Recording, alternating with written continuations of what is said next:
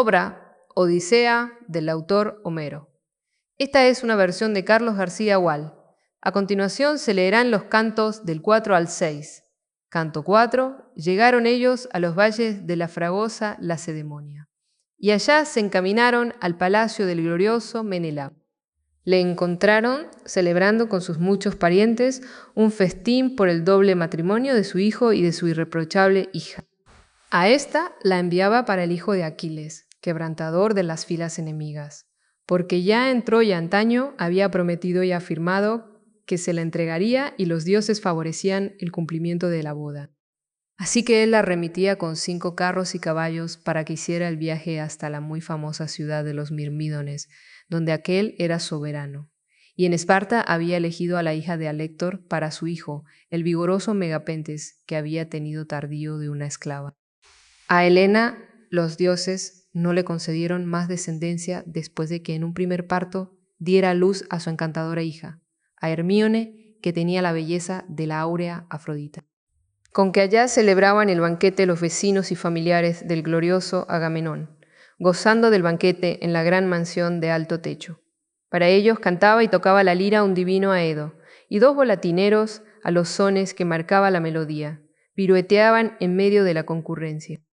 Ellos 2, por su parte, detuvieron sus caballos en el atrio del palacio y se quedaron allí, el héroe Telémaco y el ilustre hijo de Néstor. Saliendo a su encuentro los vio el noble Teoneo, un diligente servidor del glorioso Menelao, y corrió a través del palacio a comunicar la noticia al pastor de pueblos. Acercándosele, le dijo estas aladas palabras: Menelao de divina estirpe, ahí están unos forasteros, 2 hombres, y parecen ser del linaje del poderoso Zeus. Dinos, pues, si vamos a desuncir sus veloces corceles, o si los despachamos para que vayan a casa de otro que sea su amigo.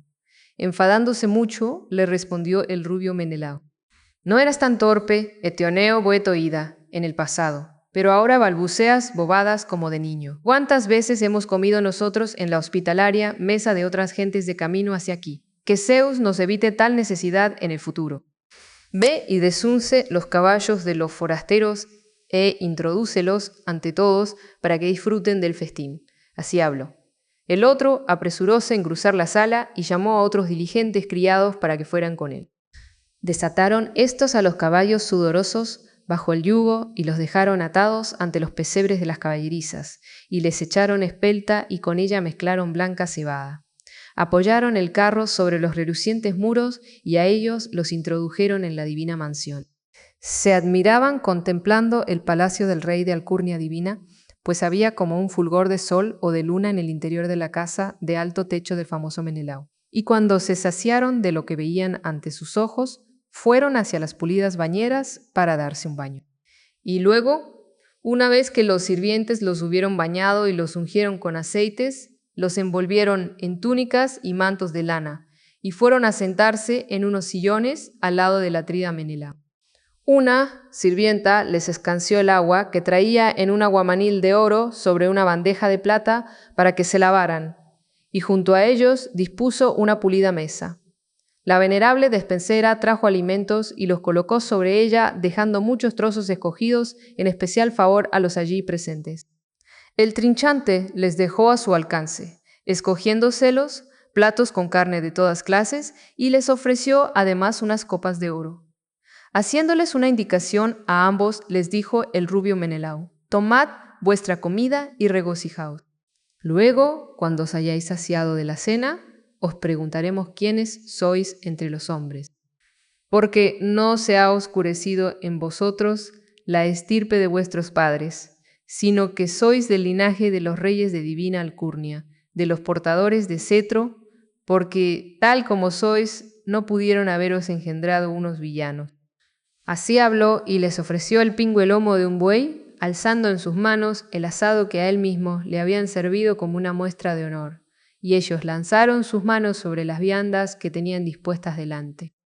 Luego, una vez que hubieron saciado su apetito de bebida y comida, ya le comentaba Telémaco al hijo de Néstor, arrimando su cabeza para que no le oyeran los demás. Observa, Nestórida, grato a mi corazón, el resplandor del bronce, del oro, del ámbar y de la plata y el marfil, en estos vastos salones. Sin duda que así es por dentro la morada de Zeus. Cuántos incontables y amplios tesoros. El asombro me deja atónito al contemplarlos. Captó lo que él decía el rubio Menelao, y dirigiéndose a ellos, les dijo palabras aladas. Hijos míos, la verdad es que con Zeus no puede rivalizar ninguno de los mortales, que su palacio y sus riquezas son también imperecederas. De los hombres hay quien rivalice y quien no conmigo en riquezas. Lo cierto es que me las traje tras mucho sufrir y mucho andar errante en mis naves, y al 8º año regresé costeando sin rumbo Chipre, Fenicia y Egipto. Visité a los etíopes, los sidonios, los serembos y Libia, donde los corderos al momento echan cuernos y paren las ovejas 3 veces en el curso del año. Allí ni el amo ni el pastor están nunca faltos de queso, ni carne, ni de dulce leche, sino que siempre se la dan con solo ordeñarlas durante todo el año. Pero mientras yo por aquellos confines erraba, recogiendo copiosa fortuna, entre tanto, otro asesinó a traición a mi hermano de improviso por el engaño de su maldita esposa. Por eso sin alegría soy soberano de estas posesiones. Sin duda que habréis escuchado esto a vuestros padres, quienes quiera que sean, porque sufrí muy numerosos pesares y perdí un palacio muy bien habitado, que contenía muchas y espléndidas riquezas. Ojalá habitara en mi casa solo con 1/3 de estos bienes, y estuvieran sanos y salvos mis hombres, aquellos que antaño perecieron en la amplia Troya, lejos de Argos, criadora de caballos. Pero si bien por todos me lamento y me acongojo muy a menudo, albergado en mi palacio, y unas veces me desahogo con llanto y otras lo contengo, porque es rápido el hartazgo del áspero sollozar, no me apeno tanto por todos ellos, aunque esté muy dolido, como por uno solo, y eso me hace aborrecer el sueño y la comida en cuanto le echo en falta, porque ninguno de los aqueos tanto se esforzó cuanto se fatigó y empeñó Odiseo. Por eso iba él a afrontar sus dolores y yo una angustia inolvidable por él para siempre, ya que así por tan largo tiempo se mantiene ausente y nada sabemos de si vive o si ha muerto. Sin duda que le lloran el anciano Laertes, la prudente Penélope, y Telémaco, a quien a poco de nacer dejó en su hogar. De este modo habló. A Telémaco le avivó el anhelo de sollozar por su padre. De sus ojos a tierra cayeron sus lágrimas al oír de su padre, mientras que él levantaba con ambas manos el manto purpúreo ante sus ojos. Menelao lo advirtió y quedóse perplejo en su mente y su ánimo, dudando si dejarle que él evocara a su padre o si empezar a preguntarle y enterarse de todo. Y mientras esto cavilaba en su mente y su corazón, de su perfumada cámara de elevado techo vino Helena, semejante a Artemis, la de la rueca de oro. Para ella enseguida preparó una silla muy repujada a Adrasta, y Alcipe le trajo una alfombra de fina lana. Y Filo le aprestó un canastillo de plata que le regalara Alcandra, la esposa de Pólibo, que habitaba en Tebas de Egipto, donde en los palacios atesoran muchísimas riquezas. Este le había dado a Menelao 2 bañeras de plata, 2 trípodes y 30 talentos de oro. Y por su lado su mujer ofreció a Helena espléndidos regalos. Le obsequió una rueca de oro, un canastillo redondo de plata con los bordes recamados de oro. Este fue el que puso a su lado su criada Filo, que lo trajo colmado de hilo ya devanado, y enseguida instaló a su vera la rueca que tenía una lana de color violeta. Helena se sentó en su sillón y bajo sus pies tenía un escabel. Al momento le preguntaba por todo a su esposo con estas palabras. ¿Sabemos ya, Menelao de divina alcurnia, quiénes entre los hombres proclaman ser estos que han llegado a nuestra casa? ¿Me equivocaré o hablaré con acierto? Mi ánimo me impulsa a ello, pues afirmo que nunca he visto a nadie tan parecido, hombre o mujer, el asombro me domina al mirarle. Como éste se asemeja al hijo del magnánimo Odiseo, a Telémaco, que él, su famoso padre, dejó en su casa a poco de haber nacido, cuando por mí, cara de perra, marchasteis los aqueos hacia Troya, promoviendo una guerra feroz. Respondiéndola le dijo el rubio Menelao, así lo confirmo yo ahora, mujer, tal como tú lo sospechas, porque iguales eran sus pies y sus manos, y las miradas de sus ojos y su cabeza, y por encima sus cabellos. Por cierto que hace un instante relataba yo, acordándome de Odiseo, cuánto sufrió él esforzándose en mi favor, cuando éste comenzó a verter amargo llanto por debajo de sus cejas, a la vez que alzaba el purpúreo manto ante sus ojos. Contestóle, a su vez, en réplica el nestórida Pisístrato. Atrida Menelao, de divina alcurnia, caudillo de pueblos, este es, en efecto, el hijo de aquel, tal como decías. Pero es un hombre discreto, y en su ánimo siente recelo a exponer aquí, apenas recién llegado, atrevidas pretensiones ante ti, cuya voz los dos nos complacemos en oír como si fuera la de un dios. A mí, por mi parte, me envió el caballero Gerenio, Néstor, para escoltarle como guía. Pues estaba ansioso de verte, por si podías darle alguna palabra o gesto de consejo. Muchos dolores, en efecto, tiene en su casa el hijo de un padre ausente, que no posee otras personas que le protejan, como ahora le sucede a Telémaco. Aquel está ausente, y no tiene consigo otros que en su pueblo le puedan defender de la maldad. En respuesta le contestó el rubio Menelao. ¡Ay, ay!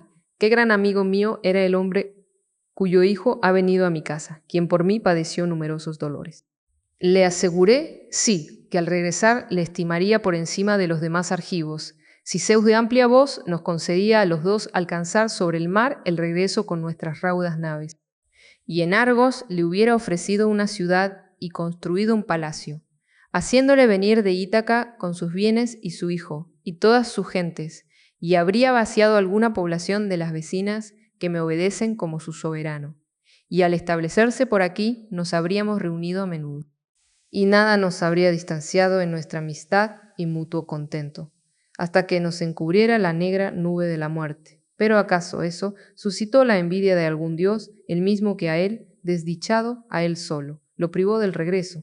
Así dijo, y en todos ellos avivó un anhelo de llanto. Lloraba la argiva Helena, nacida de Zeus, lloraban Telémaco y el atrida Menelao. Y ni siquiera el hijo de Néstor mantenía sus ojos sin lágrimas, porque se había acordado en su corazón del irreprochable Antíloco, al que había matado el esclarecido hijo de la luminosa Aurora. Rememorándolo, profirió estas aladas palabras. Atrida, que sobre los humanos tú eres en extremo sagaz, decía muchas veces el anciano Néstor, cuando te mencionábamos en las salas de nuestro palacio y conversábamos uno con otro. Ahora, pues, si así conviene, tal vez me hagas caso. Yo, desde luego, no encuentro satisfacción en sollozar a los postres de la cena, que ya vendrá la aurora surgiendo en la mañana, y no voy a reprochar en absoluto que se llore a aquel mortal que murió y alcanzó su destino. Ese es, en efecto, el único botín de los tristes humanos, cortarse los cabellos y derramar lágrimas por sus mejillas. También, en efecto, quedó muerto mi hermano, y no era el peor de los argivos. Tú lo debes saber, ya que yo ni lo encontré ni lo conocí. Pero dicen que a los demás aventajaba Antíloco extraordinariamente, raudo en el correr y excelente luchador. Respondiéndole, dijo el rubio Menelao: Ah, amigo, desde luego que has dicho cuántas cosas podría decir y proponer un hombre inteligente, incluso de mayor edad. En verdad eres hijo de tal padre, al hablar con tanta cordura. Pronto se hace famosa la progenie de un hombre a quien el hijo de Crono le otorga semejante ventura de casarse y tener hijos. Como en este caso se la concedió a Néstor, que puede envejecer por siempre plácidamente en su palacio, y que sean sus hijos sagaces y excelentes con las armas. Vamos nosotros, pues, a dejar el llanto que antes nos invadió, y de nuevo nos dedicaremos a la cena, que nos traigan agua para las manos, y al amanecer serán los coloquios que Telémaco y yo mantendremos uno con otro. Así dijo. Al momento les escanciaba el agua para las manos Asfalión, el presto servidor del glorioso Menelao, y ellos sobre los alimentos preparados delante echaron sus manos. Pero entonces otra cosa decidió Helena, nacida de Zeus. Al punto vertió en el vino que bebían una droga que borraba la pena y la amargura y suscitaba olvido de todos los pesares. Quien la tomara, una vez que se había mezclado en la crátera, no derramaba, al menos en un día, llanto por sus mejillas, ni aunque se le murieran su madre y su padre, ni si ante él cayeran destrozados por el bronce su hermano o un hijo querido y lo viera con sus ojos. Tales ingeniosos remedios poseía la hija de Zeus, que le había procurado Polidamna, la esposa de Ton, la egipcia, que ahí la fértil tierra produce esas drogas. muchas que resultan benéficas en la mezcla y muchas perniciosas. Cualquier persona entendida en todas ellas se hace un buen médico. Pues, desde luego, son de la estirpe de Peán. Después, en cuanto la hubo vertido y ordenó que escanciaran el vino, tomó de nuevo la palabra y dijo: Atrida Menelau, de divina alcurnia, y vosotros, hijos de nobles guerreros, sabéis que Zeus da unas veces lo bueno y lo malo a unos y a otros, porque todo lo puede. Así que ahora comed sentados en esta sala y gozad de la charla. Voy a contaros, pues, un suceso oportuno. No os relataré ni enumeraré cuántas proezas están en el haber del sufrido Odiseo, sino solo algo que él acometió y soportó como bravo guerrero en el país de los troyanos, donde sufristeis penalidades los aqueos, lacerándose a sí mismo con infamantes heridas, echándose sobre los hombros unos feos andrajos, semejante a un esclavo, se deslizó en la ciudad de sus enemigos. Al disfrazarse parecía otro tipo, un mendigo, él que no era nada semejante en las naves de los aqueos. Con esta apariencia se introdujo en la ciudadela de los troyanos. A todos les pasó inadvertido, y yo sola le reconocí, tal como era, y me puse a interrogarle. Él intentó zafarse con astucia. Pero cuando yo le hice bañarse y ungirse con óleo, lo revestí con vestidos y le di un solemne juramento de no rebelar ante los troyanos a Odiseo hasta que hubiera alcanzado sus raudas naves y sus tiendas. Entonces él me reveló todo el plan de los aqueos. Y, tras de dar muerte a muchos troyanos con el bronce de ancho filo, regresó entre los aqueos y les llevó abundante información. Mientras otras troyanas elevaban sus agudos sollozos, entonces mi corazón se alegraba, puesto que ya mi ánimo sentía deseo de regresar de nuevo a mi hogar y me arrepentía de mi locura, la que me había inspirado Afrodita cuando me arrastró hasta allí desde mi querida tierra patria, dejando a mi hija, y mis aposentos y a mi esposo, que no es inferior a nadie ni en inteligencia ni en gallardía. Respondiéndole a ella, le dijo el rubio Menelao: Sí, desde luego que en todo esto, mujer, has hablado como te corresponde. Ya he conocido el talante y la inteligencia de muchos heroicos guerreros y he recorrido amplio espacio de tierras, pero nunca séis yo con mis ojos a ningún otro con un corazón igual al del sufrido Odiseo. Cómo actuó y cómo resistió en el interior del caballo de pulida madera el bravo guerrero. Cuando estábamos allí metidos todos los mejores de los argivos, llevando a los troyanos la matanza y la destrucción. Tú misma te acercaste allí entonces. Debió de incitarte una divinidad que quería dar gloria a los troyanos. Y en tu avance te escoltaba el deiforme Deífobo. Por 3 veces rodeaste, tanteándola, la hueca emboscada, mientras llamabas por sus nombres a los mejores de los dánaos, simulando la voz de las esposas de cada uno de los argivos. En aquel momento yo y el Taideída y el divino Odiseo, agazapados en el centro, te oímos como gritabas, y nosotros dos sentimos vivos deseos, excitados, de salir o de responder enseguida desde dentro. Pero Odiseo nos contuvo y nos lo impidió a pesar de nuestras ansias.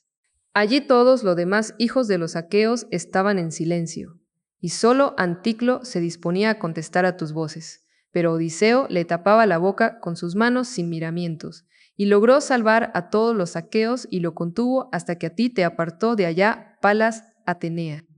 Le replicó entonces el juicioso Telémaco: Atrida Menelau, de divina alcurnia, caudillo de tropas. Eso es todavía más triste, que en nada le resguardaron tales hechos de la cruel perdición, ni tampoco el que en su interior albergase un férreo corazón. Pero vamos, enviadnos a la cama para que echándonos disfrutemos ya del dulce sueño. Así dijo. Y la argiva Helena dio órdenes a las criadas de que colocaran unas camas en el pórtico y las proveyeran de bellos cobertores purpúreos y las recubrieran con colchas y les llevaran mantas de lana para cubrirse. Salieron ellas de la sala con una antorcha en las manos e hicieron las camas, mientras a los huéspedes les guiaba un heraldo. De tal modo ellos descansaron allá en el atrio de la casa, el héroe Telémaco y el ilustre hijo de Néstor. El atrida dormía al fondo de su mansión de alto techo, y a su lado se acostó Helena, de largo peplo, divina entre las mujeres. Apenas se mostró, surgiendo al alba, la aurora de rosáceos dedos, saltó de su cama Menelau, Diestro en el grito de combate, revistió sus vestidos, colgóse del hombro la afilada espada, y anudó a sus tersos pies las bellas sandalias y salió de su aposento, semejante en su aspecto a un dios. Fue a sentarse junto a Telémaco, le dirigió la palabra y le interpelaba. ¿Qué empeño aquí te trajo, héroe Telémaco, hasta la divina Lacedemonia a través del vasto lomo del mar? ¿Es asunto privado o algo de tu comunidad? Dímelo con toda franqueza. Respondióle a su turno el sagaz Telémaco. Atrida Menelao, de alcurnia divina, caudillo de tropas, he venido a ver si podías contarme alguna nueva sobre mi padre. Mi casa es devorada y están arrasadas nuestras ricas posesiones. El palacio está lleno de hombres hostiles que, como pretendientes de mi madre, sin cesar degüellan incontables ovejas y vacas de lento andar y retorcidos, cuernos mostrando una soberbia desmesura. Por ese motivo ahora vengo suplicante a tus rodillas, por si quieres hablarme del triste final de mi padre, si es que tú lo has presenciado o si escuchaste tal relato de algún otro viajero, pues en extremo digno de lástima le dio a luz su madre. En nada me lo embellezcas por decoro o por compasión, sino que cuéntame con detalle cómo asististe a tal escena. Te lo ruego si es que alguna vez mi padre, el noble Odiseo, cumplió su palabra o el gesto que te hiciera como promesa en el país de los troyanos, donde padecisteis pesares los aqueos. Acuérdate de ello y cuéntame la verdad. Le respondió rebosante de coraje el rubio Menelao. Cuán bravo era el talante de ese hombre en cuyo lecho quisieran acostarse esos que son tan cobardes. Como cuando en el cubil de un fiero león trae una cierva a dormir a sus cervatillos recién nacidos, que aún maman, y luego ella se sale a pastar por las laderas del monte y las herbosas trochas, y luego vuelve el león a su cobijo y a unos y a otra les impone una terrible muerte. Así, un infame les dará a esos Odiseo. Ojalá, pues, Zeus, Atenea y Apolo, que tal cual era antaño, cuando en la bien edificada Lesbos se alzó a pelear cuerpo a cuerpo con el hijo de Filomeles y le derribó rudamente y se regocijaron todos los aqueos. Así, con la misma presencia se enfrentara a los pretendientes Odiseo. Todos iban a tener un pronto final y unas amargas bodas. De eso que has venido a preguntarme y ahora me suplicas, no puedo hablarte con evasivas ni desvíos y no te engañaré. Pero de lo que me contó el veraz anciano del mar, sin omitir ninguna palabra, nada te voy a ocultar ni encubrir. En Egipto, ansioso ya del retorno, allá me detuvieron los dioses, ya que no les había celebrado las debidas hecatombes y ellos quieren siempre que sean cumplimentados sus ritos. Hay por allí una isla en medio del embravecido mar, ante la costa de Egipto, a la que denominan Faro, a una distancia como la que recorre una ligera nave en un día, si un viento vibrante le sopla favorable de popa. Allí hay un puerto de buen fondeadero, desde el que las equilibradas naves zarpan a alta mar, tras de hacer aguada en un pozo hondo. Allá durante 20 días me retuvieron los dioses, y jamás se mostraban los vientos marinos de curso favorable, que son quienes impulsan a las naves sobre el ancho lomo marino. Y allí se nos habrían agotado los víveres de a bordo y los ánimos de los hombres de no ser, porque una de las divinidades se compadeció y me salvó. La hija del poderoso Proteo, el anciano del mar Idotea. A esta, pues, le conmoví sensiblemente el corazón.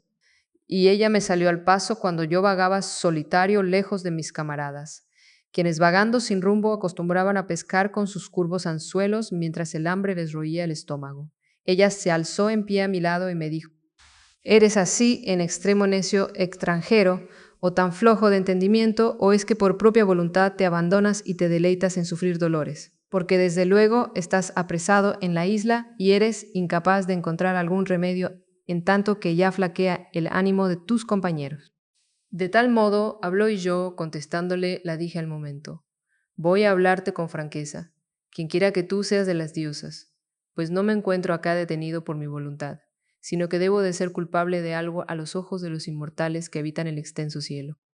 Mas tú, a tu vez, dime, ya que los dioses todo lo saben, ¿cuál de los inmortales es quien me detiene y me ha privado del camino y de la vuelta navegando sobre el mar rico en peces?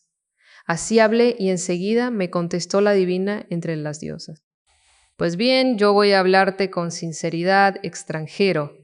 frecuenta este litoral cierto anciano del mar, veraz, inmortal, el egipcio Proteo, que conoce todos los hondones del mar como súbdito de Poseidón. Cuentan que es mi padre y que él me dio el ser. Si a este tú de alguna manera pudieras tenderle una trampa y atraparlo, él es quien podría decirte tu rumbo, los términos de tu ruta y el viaje de regreso. ¿Cómo vas a regresar por el mar poblado de peces? Incluso puede decirte, divino retoño, si tú lo quieres, lo que ha acaecido en tu palacio, lo bueno y lo malo, mientras tú te encontrabas ausente en tu largo y penoso viaje. Así habló y yo luego, contestándole, dije, aconséjame ahora tú misma acerca de la trampa para el divino anciano, no sea que la advierta de antemano y previéndola se me escape, porque a un Dios le es difícil a un hombre capturarlo. Así le dije, y al punto me respondió la divina entre las diosas. Pues bien, voy a hablarte con total franqueza, extranjero. Cuando el sol cruza por el medio del cielo, entonces sale del mar el verídico anciano marino, bajo los soplos del céfiro, envuelto en un sombrío encresparse de olas, y arribando a la orilla va a acostarse a una honda gruta. A su alrededor las focas de ágiles aletas, hijas de una bella diosa marina, duermen amontonadas, saliéndose del espumoso mar, exhalando el acre olor de los fondos marinos. Yo voy a conduciros hasta allí en cuanto despunte la aurora, para que os tumbéis detrás de ellas. Tú elige bien a 3 compañeros, los mejores que tengas en tus naves bien bancadas, y te revelaré todos los trucos del viejo ese. En primer lugar, contará y pasará revista a las focas. Luego, apenas las haya enumerado a todas con sus 5 dedos y las haya revistado, se acostará en medio de ellas como un pastor en medio de sus rebaños de ovejas. En cuanto vosotros le veáis tumbado, aprestad entonces vuestro vigor y vuestra fuerza para apresarle allí, aunque se muestre embravecido y se debata para escapar. Lo intentará transformándose en todos los seres que se arrastran por tierra y en agua y en repentino fuego. Pero vosotros agarradlo fuertemente y apretadle aún más. Luego, cuando ya él te interrogue con palabras, mostrándose con el mismo aspecto que tenía cuando se echó a dormir, entonces abandonad ya vuestra violencia y soltad al anciano, y preguntadle, héroe, ¿qué Dios es el que te acosa y por tu regreso? ¿Cómo vas a volver por el mar poblado de peces? Tras de haber hablado así, sumergióse en el mar, que encrespó sus olas, mientras yo caminaba hacia donde estaban nuestras naves varadas en las arenas. Y mucho se me alborotaba el corazón mientras caminaba. Preparamos la cena y llegó la divina noche, y entonces nos echamos a dormir sobre la orilla marina. Apenas se mostró, surgida al alba, la aurora de rosáceos dedos. Entonces me puse en marcha a lo largo de la costa del mar de innúmeros caminos, suplicando intensamente a los dioses. Conmigo llevaba a 3 compañeros, a quienes consideraba de más confianza para cualquier aventura. En ese momento la diosa, que se había hundido en el vasto seno del mar, emergió trayéndonos de las aguas 3 pieles de foca. Todas ellas estaban recién desolladas. Tenía planeada la emboscada contra su padre. Tras de haber cavado unas ollas en la arena, se sentó esperándonos. Nos aproximamos a ella y nos hizo echarnos uno al lado de otro, y nos tapó con una piel a cada uno. En aquel momento se nos vino encima lo peor de la trampa, porque nos torturaba ferozmente el espantosísimo hedor de las focas criadas en el mar. Pues ¿quién podría acostarse pegado a un bicho marino? Mas ella misma nos resguardó y nos ofreció un excelente remedio. Nos trajo ambrosía y nos puso a cada uno bajo la nariz un trozo de olor muy agradable, y así borró la peste de la bestia. Toda la mañana aguardamos con ánimo paciente. Las focas surgieron del mar en tropel, y luego, una tras otra, se fueron tumbando a lo largo de la playa. Al mediodía emergió el anciano del mar, y encontró allí a sus robustas focas. Las pasó revista y contó su número. Entre las bestias nos contó a nosotros los primeros, y no sospechó en absoluto en su ánimo que hubiera una trampa. A continuación se tumbó él también. Dando gritos, nosotros nos echamos encima de él y le atrapamos con nuestros brazos. No se olvidó el anciano de su engañoso arte, sino que en un momento inicial se metamorfoseó en un león de buena melena, y luego en un dragón, en una pantera y en un enorme jabalí. Transformóse en un torrente de agua y en un árbol de altas ramas. Pero nosotros le reteníamos con ánimo decidido.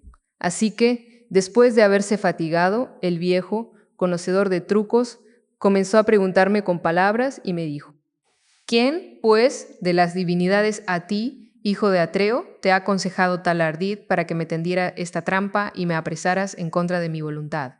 ¿Qué necesitas? Así dijo. Después yo, contestándole, le hablé: Ya lo sabes, anciano, ¿por qué me lo preguntas tanteándome?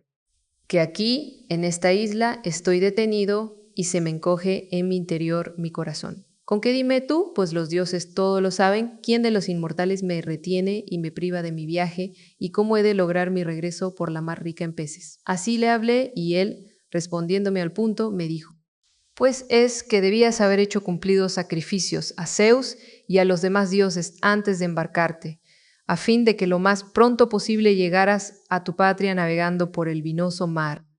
Porque ahora tu destino es no ver a tus parientes, ni arribar a tu bien edificada mansión y a tu querida tierra patria, hasta que de nuevo arribes al sagrado curso del Egipto, río nacido del cielo, y allá hagas sacrificios con una hecatombe consagrada a los dioses inmortales que habitan el anchuroso cielo. Y entonces te franquearán los dioses la ruta que tú anhelas. De tal modo habló, y a mí se me estremeció el corazón, ya que otra vez me instaba a cruzar el tenebroso Ponto hacia Egipto en un itinerario largo y penoso. Pero con todo, respondiendo a sus palabras, le dije: Esto lo voy a realizar tal como tú, anciano, me aconsejas. Mas ahora dime, y refiéremelo con toda franqueza, si con sus naves volvieron sanos y salvos todos los aqueos a los que Néstor y yo dejamos atrás al regresar de Troya, o si alguno pereció en amarga muerte en su nave o ya en brazos de los suyos, tras de haber combatido en la guerra. Así hablé. Y al momento él contestando me dijo: Atrida, ¿para qué me lo preguntas? No es oportuno que tú conozcas eso ni que te enteres de mi saber. Te aseguro que no has de tardar en sollozar en cuanto te informes bien de todo ello, pues muchos de esos cayeron y muchos se quedaron atrás. Pero solo 2 jefes de los aqueos de broncíneas túnicas perecieron en el regreso. En la contienda ya tú estuviste presente. Y por otra parte, uno aún vivo está retenido en algún lugar en el anchuroso Ponto. Allante sucumbió junto con sus naves de largos remos. Al comienzo Poseidón lo precipitó sobre las grandes rocas de Giras y lo puso a salvo del mar. Y allá habría escapado a la muerte, aunque le era odioso a Atenea de no haber proferido una frase de desaforada soberbia y haber desvariado en exceso. Se jactó de que, en contra de la voluntad de los dioses, escapaba del gran abismo marino. Y le oyó Poseidón cuando de ese modo tanto se envanecía. Al instante, blandiendo en sus robustas manos, el tridente golpeó la roca Giria y la partió en 2.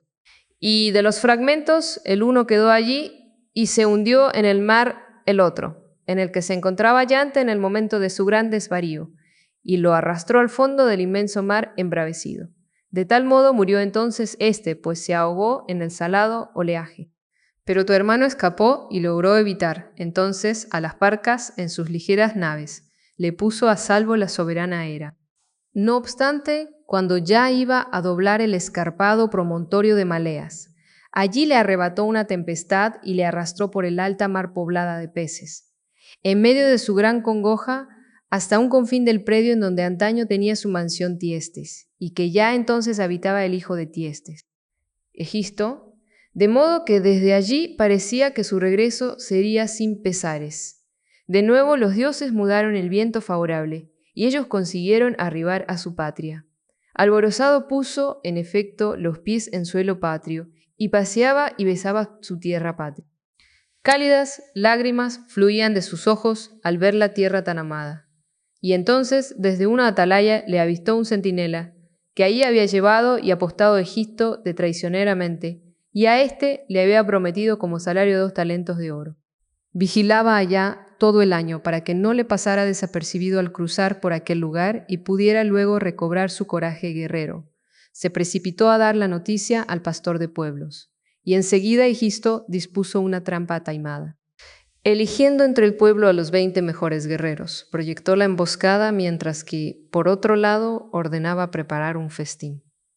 Pronto salió con caballos y carros a aclamar a Agamenón, rumiando sus infamias.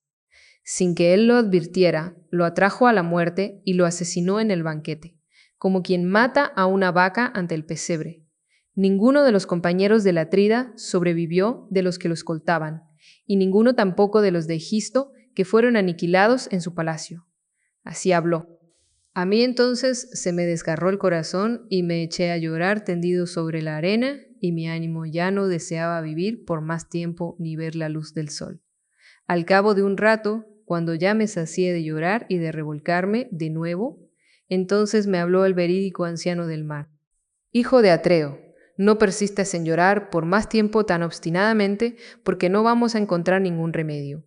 Ahora esfuérzate a toda prisa en arribar por fin a tu tierra patria, que a ese lo encontrarás vivo o ya lo habrá matado Orestes, adelantándose, y tú podrás asistir a su entierro. Así habló, mi corazón y mi noble ánimo de nuevo se caldearon. Aunque estaba muy acongojado y, dirigiéndome a él, le dije estas aladas palabras. Ya me he enterado acerca de esos dos. Ahora háblame del tercero, del que aún con vida se haya retenido en el anchuroso Ponto, o quizás ya muerto. Quiero, aunque acongojado, saber de él. Así hablé, y él, respondiéndome enseguida, me dijo, es el hijo de Laertes, que tenía su morada en Ítaca. A éste los 6 en una isla, derramando abundante llanto en la mansión de la ninfa Calipso, que lo retiene a su pesar. Y él no puede regresar a su tierra patria, porque no tiene nave remera ni compañeros, que le pudieran transportar sobre el anchuroso lomo del mar. En cuanto a ti, Menelau de divina estirpe, no es tu destino morir en Argos criadora de caballos y acabar tú, sino mortal, sino que los dioses te llevarán al campo elíseo en los confines de la tierra, donde habita el rubio Radamantis. En ese lugar es dulcísima la existencia de los hombres. No existe allí la nieve ni el denso invierno, ni jamás hay lluvia, sino que permanentemente envía el océano las brisas del céfiro de soplo sonoro para refrescar a los humanos. Porque tienes por mujer a Helena y por ella eres yerno de Zeus, después de haber hablado así un dios en el oleaje del mar. A continuación, yo me encaminé con mis heroicos camaradas hacia las naves y mucho se me estremecía el corazón en mi caminar. Luego, apenas llegamos a la nave y la costa, preparamos la cena y nos envolvió la noche inmortal. Y en tal momento nos echamos a dormir en la playa marina. En cuanto apareció, surgida al alba, la aurora de rosáceos dedos, nos apresuramos a botar las naves al divino mar, y allí colocamos los mástiles y las velas sobre las equilibradas naves, y los hombres subieron a bordo, se apostaron en sus bancos y sentados en hilera batían con sus remos espumante mar. De nuevo detuve mis navíos al borde del Egipto, río venido del cielo, y allí llevé a cabo hecatombes perfectas. Luego, tras de haber aplacado la cólera de los dioses sempiternos, alcé un túmulo en honor de Agamenón, para que su gloria persista irrestañable.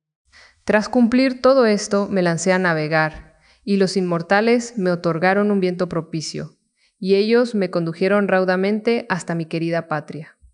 Pero vamos, quédate ahora en mi palacio durante 10 u 11 días. Y al cabo de estos te haré una buena despedida y te daré espléndidos regalos, 3 caballos y un carro bien labrado, y además te obsequiaré una hermosa copa, para que hagas libaciones a los dioses inmortales todos los días acordándote de mí. Le respondió luego el sagaz Telémaco. Atrida, no me retengas más aquí por mucho tiempo, pues desde luego durante un año entero me quedaría aposentado en tu casa, y no se apoderaría de mí la nostalgia de mi hogar ni de mis padres, que con oír tus palabras y tus relatos me deleito de modo imponente. Pero ya estarán quejosos mis compañeros en la muy divina Pilos, y tú me albergas aquí desde hace tiempo. El regalo que estás dispuesto a darme, que sea un objeto de guardar. Los caballos no me los voy a llevar a Ítaca, sino que te los dejaré aquí como un presente para ti mismo. Pues tú eres soberano de una vasta llanura, en la que hay abundante loto, juncia, trigos, espeltas y blanca cebada de amplia espiga. Pero en Ítaca no hay caminos anchos ni prado alguno. Es terruño de cabras y más apetecible para ellas que para caballos. Ninguna de las islas en pendientes sobre el mar es buena para correr caballos ni tiene buenos prados, y menos que ninguna Ítaca, así habló. Y se sonrió Menelau, diestro en el grito de combate, le acarició con la mano y le dijo con afecto, «Eres de sangre noble, querido hijo, que tales cosas dices». De acuerdo, yo cambiaré esos regalos, qué bien puedo. De entre los objetos valiosos, todos que tengo atesorados en mi casa, te daré el que es el más bello y más preciado. Te voy a regalar una crátera bien tallada. Es toda de plata y sus bordes están recubiertos de oro. Es un trabajo de Hefesto. Me la obsequió el héroe Fédimo de los Sidonios, cuando me hospedó en su hogar en mi regreso hacia acá. Esta es la que quiero regalarte a ti. En tanto que ellos tales coloquios tenían uno con otro, acudían los invitados al palacio del divino monarca. Los unos traían ovejas, otros aportaban excelente vino. Sus esposas de hermosos velos les enviaban el pan. Así ellos se disponían al banquete en las salas del palacio. Entretanto, los pretendientes frente al patio del palacio de Odiseo se divertían lanzando discos y jabalinas sobre el liso pavimento, donde desde tiempo atrás solían manifestar su insolencia. Antino estaba allí sentado y a su lado Eurímaco de divino porte, como jefes de los pretendientes. Eran los mejores en mucho por su excelencia. Llegando junto a ellos Noemón, el hijo de Fronio, interrogando con sus frases a Antino, le dijo: Antino, ¿acaso sabemos en nuestras previsiones algo o no de cuándo va a regresar Telémaco de la arenosa Pilos? Se fue llevándose mi barco, y ahora lo necesito para pasar a la extensa Elide, donde tengo 12 yeguas y con ellas unos laboriosos mulos aún indómitos. De estos quisiera traerme alguno y domesticarlo. Así habló, y ellos se quedaron pasmados en su ánimo, porque no se imaginaban que hubiera zarpado hacia Pilos, la de Néleo, sino que estaría por allá en algún lugar de sus campos, con los ganados o con el porquerizo. Entonces le interpeló Antínoe, el hijo de Eupites: dime con franqueza, ¿cuándo partió y quiénes con él? Jóvenes escogidos de Ítaca le acompañaban, tal vez sus propios jornaleros y esclavos, pues de uno u otro modo ha podido obrar. Y dímelo con sinceridad para que quede bien enterado, si te arrebató con violencia, contra tu voluntad, la negra nave, o si se la diste de buen grado después de que te lo pidiera en un discurso. Le contestó Noemón, hijo de Fronio: yo se la di de buen grado. ¿Qué hubiera hecho cualquiera cuando un hombre de tal calidad, con inquietudes en su ánimo, se lo suplicaba? Difícil le sería negarse a tal concesión. En cuanto a los que iban con él, eran jóvenes, quienes más destacan en el pueblo entre nosotros. Y entonces 6 que como su jefe se embarcaba Mentor o un dios, que a ese se le parecía en todo. Pero esto me tiene asombrado, que acá 6 ayer por la mañana al divino Mentor, y entonces se embarcó en la nave hacia Pilos. Después de haber hablado así, se encaminó a la casa de su padre. A ellos, a ambos, se les enfureció el orgulloso ánimo. Hicieron sentarse a los pretendientes en un grupo y que cesaran sus juegos. Y le dirigió la palabra a estos Antino, hijo de Eupites, encolerizado. Sus entrañas se habían colmado plenamente de furia, ennegreciendo por ambos lados, y sus ojos se asemejaban al fuego centelleante. ¡Ah! ¡Ah! Con cuánta insolencia ha llevado a cabo su acción. Ya tiene ahí Telémaco su viaje. Y asegurábamos que no lo lograría. En contra de la voluntad de tantos, el joven muchacho se ha largado sin más, botando al mar el barco y eligiendo a los más capaces en el pueblo. Pronto comenzará a ser ya una amenaza, mas ojalá Zeus destruya su fuerza antes de que traspase el límite de la adolescencia.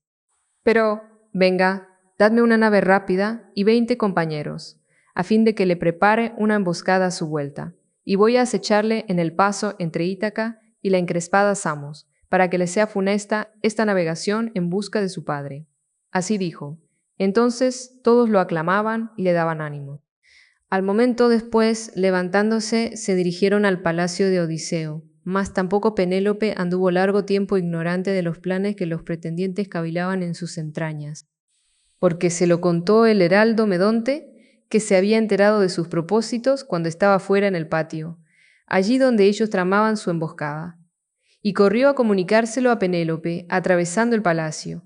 En cuanto se detuvo en su umbral, le saludó Penélope. Heraldo, ¿a qué te han enviado los arrogantes pretendientes? ¿Acaso a decir a las criadas del divino Odiseo que abandonen sus tareas y les preparen a ellos el banquete? Ojalá que, sin más pretender y sin reunirse en otro lugar acá, celebraran su festín final y último. Vosotros que con vuestros continuos banquetes arruináis una gran hacienda, la herencia del prudente Telémaco. Nada escuchasteis a vuestros familiares, cuando erais niños, de cómo se comportaba Odiseo con vuestros padres, sin hacer nada injusto a nadie, sin siquiera proponerlo ante el pueblo. Ese suele ser el comportamiento habitual de los divinos reyes, que entre los humanos a uno lo detestan y aman a otro. Pero él jamás, en absoluto, había causado un daño irreparable a nadie. En cambio, vuestras intenciones y vuestras inicuas obras están a la vista, y no hay en adelante ninguna gratitud para quienes hacen el bien. A ella le respondió Medonte, que albergaba sagaces ideas, pues ojalá que ahora reina. Ese fuera el peor mal, que hay otro mucho más grave y más doloroso que los pretendientes maquinan, y ojalá no se lo cumpla el hijo de Crono. Guardan el propósito de asesinar a Telémaco con el afilado bronce en cuanto él vuelva a la casa. Zarpó en pos de nuevas sobre su padre a la muy divina Pilos y a la sagrada Lacedemonia. Así dijo. A ella le desfallecieron las rodillas y el corazón. Y por largo trecho el asombro le arrebató las palabras. Ambos ojos se le colmaron de lágrimas y su cálida voz quedó apagada. Luego al fin le respondió y se dirigió a él con estas palabras: Heraldo, ¿por qué se ha marchado mi hijo? Ningún apuro le urgía embarcarse en los barcos de puntiaguda proa que son para nuestros hombres caballos del mar, que los transportan sobre la extensión de las aguas, la vasta planicie. ¿Es acaso para que no quede siquiera su nombre entre sus gentes? A ella la contestó luego Medonte, que albergaba sagaces ideas. No sé si algún dios le ha incitado o su propio ánimo le impulsó a marchar hacia Pilos, para informarse acerca de su padre, de su regreso o de qué destino le ha alcanzado. Después que hubo hablado así, se retiró a través de la mansión de Odiseo.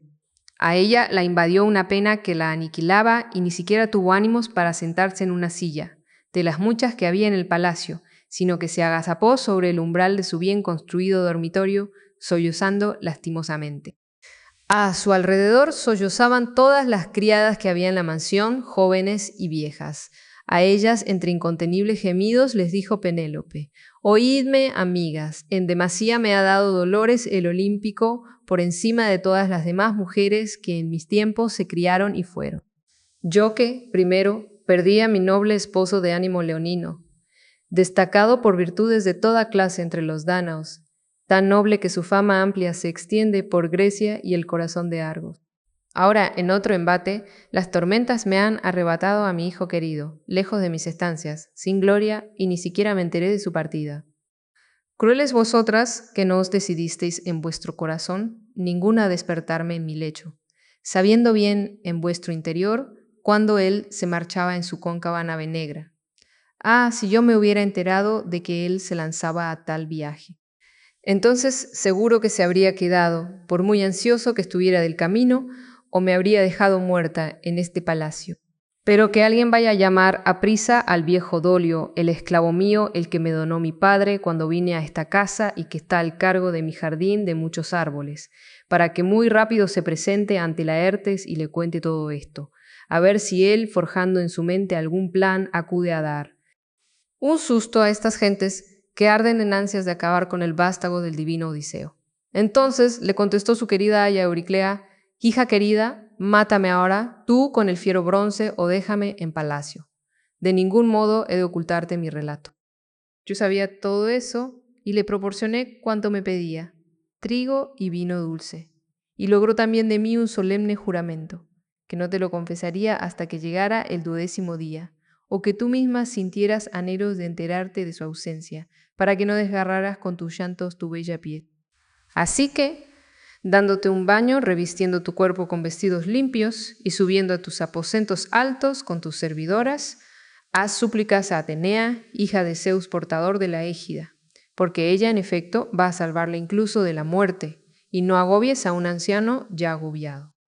Que no creo que sea muy aborrecida de los dioses, felices la estirpe de la Arcisiada, sino que aún, sin duda, sobrevivirá alguno de los suyos, que posea estas alas de alto techo y los fértiles campos de lejanos mojones. Así habló y calmó el gemir de Penélope y contuvo el llanto de sus ojos. Ella se dio el baño, revistióse el cuerpo con limpios vestidos, subió a las habitaciones superiores con sus criadas y aprestó las molas de cebada en un canastillo y suplicó a Atenea: «Escúchame, hija de Zeus, portador de la égida incansable. Si alguna vez en tu honor en palacio el ingenioso Odiseo quemó muslos pingües de vaca o de oveja, recuérdalo ahora y ponme a salvo a mi hijo querido, y ampáralo de los pretendientes que se exceden en su soberbia». Tras de orar así, dio el grito ritual y la diosa atendió a su ruego. Los pretendientes alborotaban en las umbrosas salas, y de esta manera hablaba a uno de los jóvenes ufanándose de su soberbia: «Seguro que la reina tan cortejada prepara ya sus bodas con alguno de nosotros y nada sabe de la muerte que pende sobre su hijo». Así decía entonces uno. Pero no sabían lo que estaba por venir. Entre ellos tomó la palabra Antino y les dijo: «Insensatos, rehuid las aclaraciones jactanciosas todos por igual, no sea que alguien vaya a referirlas ahí adentro también. Pero vamos, levantémonos y cumplamos en silencio nuestro plan, que ya está decidido en la mente de todos nosotros». Tras de haber dicho esto, eligió a los 20 mejores hombres y se pusieron en marcha hacia la veloz nave y la orilla del mar. Con que primero botaron al mar profundo la embarcación, y en ella afirmaron el mástil y las velas del negro navío, y sujetaron los remos con cabos de cuero, todo en orden, y desplegaron las velas blancas. Les trajeron las armas sus fieros sirvientes. Anclaron la nave en aguas de hondo calado y desembarcaron luego. Allí tomaron la cena mientras aguardaban la llegada de la noche. Mientras tanto, la prudente Penélope estaba echada en su aposento, en ayunas, sin probar comida ni bebida, meditando si su irreprochable hijo lograría escapar de la muerte o si sucumbiría vencido por los ensoberbecidos pretendientes. Cuántas angustias fantasea un león en medio del acoso de los cazadores. Cuando le acorralan en un cerco traicionero, tantas la acosaban a ella hasta que le sobrevino el dulce sueño. Durmióse echada allí y se disolvieron todas sus angustias. Allí otra cosa planeó la diosa de los ojos glaucos, Atenea. Plasmó una figura y la hizo idéntica al cuerpo de una mujer, al de Iftima, la hija del magnánimo Icario, a quien había desposado Eumelo, que en Feras tenía su morada. Y la envió al palacio del divino Odiseo para que consolara a la gimiente y llorosa Penélope en su sollozar y su lastimosa pena. Penetró en su dormitorio a través de la argolla del cerrojo y se irguió ante su rostro y le dijo estas palabras: «Penélope, ¿duermes acongojada en el fondo de tu corazón? No consienten los dioses de vida fácil que sigas llorando y angustiándote, porque ya se halla en el camino de regreso tu hijo y no es de nada culpable ante los dioses». Le contestó a ella entonces la prudente Penélope, que dormitaba muy suavemente en el umbral de los sueños: «¿A qué has venido acá, hermana? Nunca antes me has visitado, porque desde luego habitas en un palacio a larga distancia. Y ahora vienes y me invitas a cesar en mi pena y mis muchos sufrimientos, que me angustian en mi mente y mi ánimo, a mí, que ya perdí a mi noble esposo de corazón de león, destacado por virtudes de toda clase entre los dánaos, tan noble que su fama se extiende por toda Grecia y el centro de Argos. Ahora, en otro lance, mi querido hijo se marchó en una cóncava nave, el niño que no sabe bien de empresas ni de parlamentos. Por él ahora yo me acongojo aún más que por su padre. Por él estoy temblando y siento temor de que algo le ocurra, bien entre las gentes del país al que fue o en alta mar, que muchos enemigos andan maquinando contra él, deseosos de darle muerte antes de que vuelva a su patria». Respondióle entonces en réplica el vano fantasma: «Ten confianza y no te amedrentes en demasía en tu ánimo, que con él como guía viaja, quien otros hombres rogarían que les asistiera, pues tiene poder para ello Palas Atenea, y se compadece de tu llanto. Ella me ha enviado a contarte estas cosas». Le respondió la prudente Penélope luego: «Pues si eres una diosa y has escuchado la voz de la divinidad, vamos, cuéntame también algo sobre el desventurado ausente, si es que todavía vive o si ha muerto ya y está en las moradas de Hades». Respondióle entonces en réplica el sombrío espectro: «No te diré nada claramente sobre él, ni si vive o si ya ha muerto. Malo es difundir lo que es incierto». Después de hablar así, se desvaneció a través del cerrojo de la puerta en los soplos del viento. y ella se recobró del sueño, la hija de Icario. Su corazón se había reanimado con el claro sueño que le había llegado en lo profundo de la noche. Los pretendientes se embarcaron y salieron a surcar los acuosos senderos, tramando en sus mentes el cruel asesinato de Telémaco. En medio del mar hay una isla rocosa, entre Ítaca y la abrupta Samos. Astéride no es grande, pero hay en ella puertos de doble entrada donde fondean los barcos. Allí fueron a apostarse los saqueos tendiéndole la emboscada. Canto 5. Se levantaba la aurora del lecho, a la vera del ilustre Titono, a fin de llevar su luz a los inmortales y a los mortales, cuando los dioses se establecían en asamblea, y entre ellos Zeus, que truena en lo alto y cuyo poder es supremo. En la reunión Atenea contaba los muchos pesares de Odiseo, recordándoselos, porque la preocupaba que aún se encontrara en las mansiones de la ninfa, Zeus padre y demás dioses felices que existís para siempre. Que no haya ya rey ninguno prudente, benévolo y amable portador del cetro, ninguno que respete en su mente lo justo, sino que sean siempre crueles y autores de tropelías, porque ninguno se acuerde del divino Odiseo entre aquellas gentes a las que regía y para quienes era tierno como un padre. Ahora yace desesperado en una isla, sufriendo rigurosos pesares en los aposentos de la ninfa Calipso, que por la fuerza lo retiene. No puede él arribar a su tierra patria, porque no tiene consigo naves remeras ni compañeros que lo transporten sobre el ancho lomo del mar. Ahora, además, andan tramando asesinar a su amado hijo en cuanto trate de regresar a su casa. Él marchó a por noticias de su padre a la muy sagrada Pilos y a la divina Lasdemonia. Respondiendo a ella le dijo Zeus, el amontonador de nubes: «Hija mía, ¿qué discurso escapó del cerco de tus dientes? ¿Acaso tú misma no has decidido ya ese plan de forma que Odiseo se vengara de ellos al regresar a su hogar? Respecto a Telémaco, envíalo tú cuidadosamente, que bien puedes, para que vuelva sano y salvo a su tierra patria, y que los pretendientes retornen en su barco de un viaje frustrado». Y de este modo habló luego a su querido hijo Hermes. «Hermes, tú que en casos semejantes eres nuestro mensajero, ve a decirle a la ninfa de hermosas trenzas nuestra inevitable decisión, el retorno del sufrido Odiseo, a fin de que se ponga a navegar sin escolta de dioses ni de camaradas humanos, sino que él, después de soportar penalidades en una balsa de muchas ataduras, llegue en el 20º día a Esqueria de fértiles levas, en el país de los feacios, que son casi dioses, quienes le honrarán de corazón como a un ser divino y le enviarán en una nave a su querida tierra patria, tras haberle regalado bronce y oro en cantidad y muchos vestidos, tantos como ni siquiera de Troya habría sacado Odiseo, de haber salido indemne y haber recibido su parte de botín, que en efecto su destino es ver a los suyos de nuevo y llegar a su casa de altos techos y a su tierra patria». Así habló, y no dejó de obedecerle el mensajero Argifonte.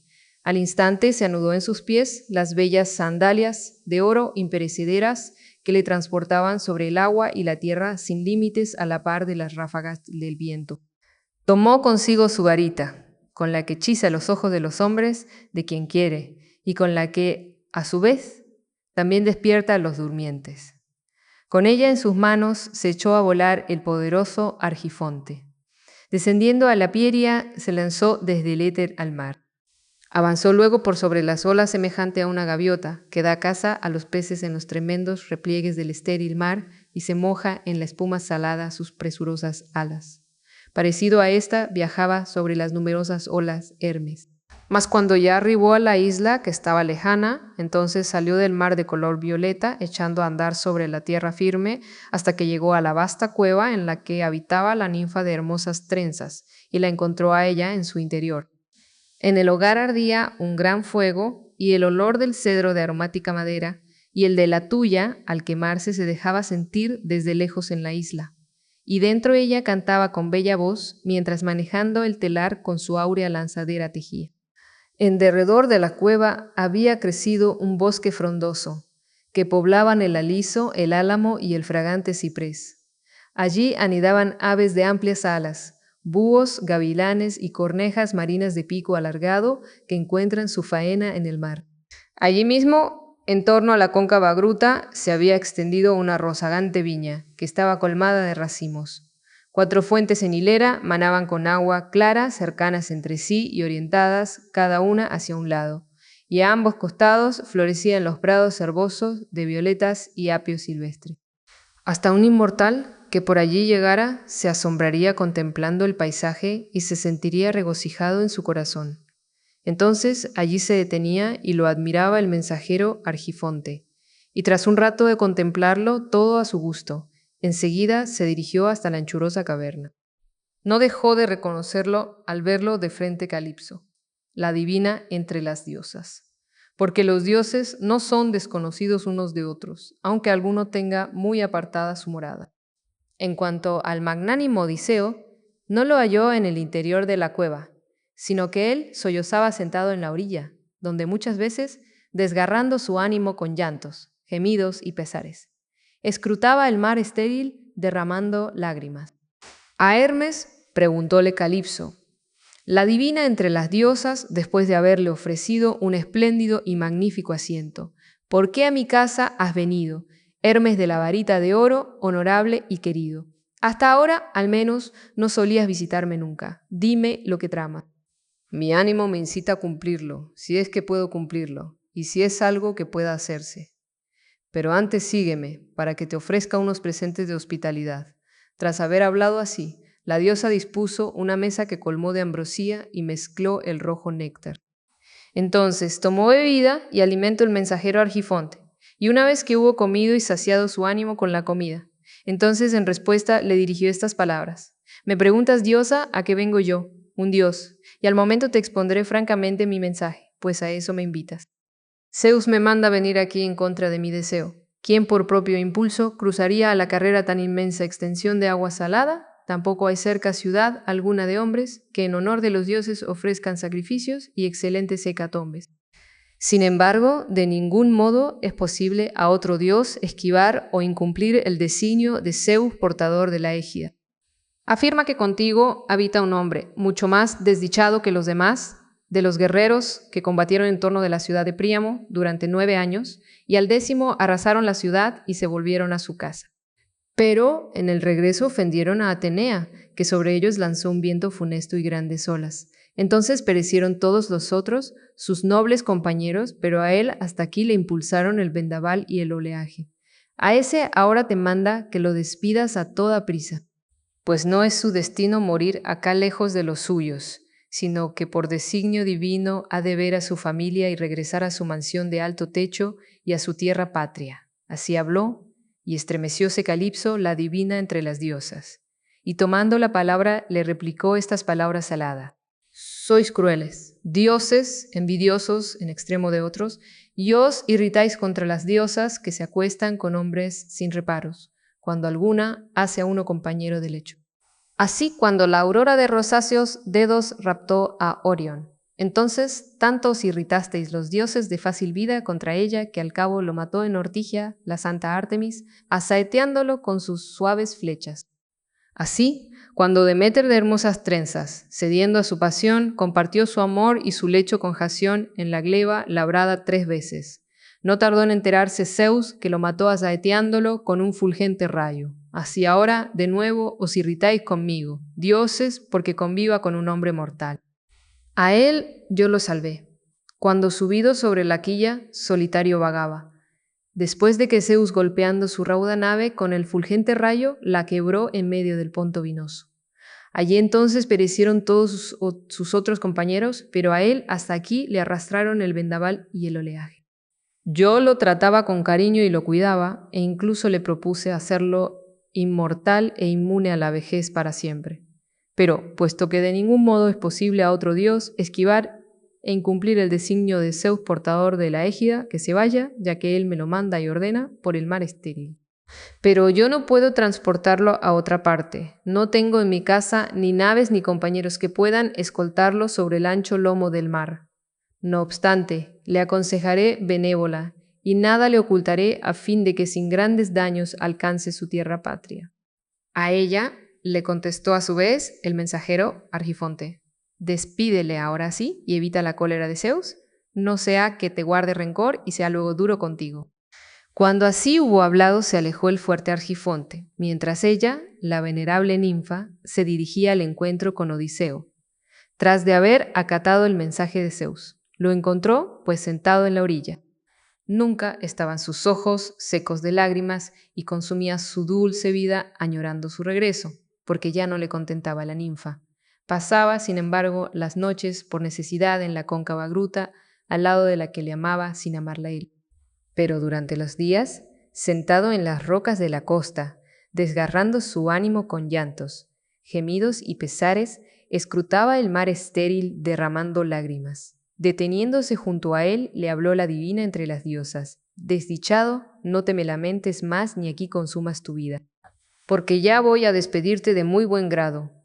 Con que, venga, corta unos largos maderos y construye con el bronce una ancha almadía. Luego instala sobre ella, por encima, una tablazón para que te transporte por el brumoso mar. Por mi parte yo te traeré alimento, agua y rojo vino en abundancia, que te protejan del hambre y vestidos para cubrirte. Y te enviaré luego un buen viento, a fin de que llegues muy salvo a tu tierra patria. Así lo quieren los dioses que dominan el amplio cielo, que son más poderosos que yo para preverlo y cumplirlo». Así dijo. Se estremeció el muy sufrido, divino Odiseo, y respondiendo le dijo aladas palabras: «Otra cosa es lo que tú, diosa, pretendes ahora y no mi viaje, cuando me incitas a cruzar en balsa el enorme abismo, terrible y dificultoso. Ni siquiera las naves bien equilibradas de veloz proa lo atraviesan, favorecidas por un viento favorable de Zeus. Tampoco yo, en contra de tu voluntad, me embarcaría en una balsa, a no ser que aceptaras, diosa, prometerme con un gran juramento que no vas a tramar contra mí otra mala desdicha».